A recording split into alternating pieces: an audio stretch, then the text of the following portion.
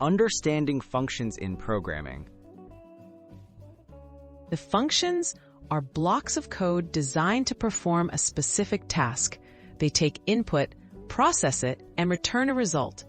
Functions can exist independently of any object or class. In most programming languages, they help break down complex problems into smaller, reusable parts, improving code clarity and organization. Introducing methods in object-oriented programming. Methods are similar to functions but are specifically associated with objects and classes in object-oriented programming. They are defined within a class and act on the data contained in that class. Methods often use or change the object's state, making them essential for working with class-based designs. Key differences: methods versus functions. The main difference is context. A function is standalone and does not rely on a class or object.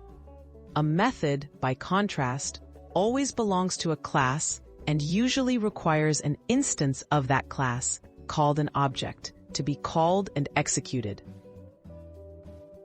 Examples across popular languages. In Python, a basic function is defined with def, while a method is defined inside a class and uses self to access object properties. In Java, all code must be inside a class, so technically, all operations are methods, though static methods behave like traditional functions. Why the distinction matters in OOP. Understanding the difference between methods and functions helps programmers design clean, maintainable, and logical code structures. Using methods allows objects to manage their own data and behaviors, which is at the heart of object-oriented programming principles.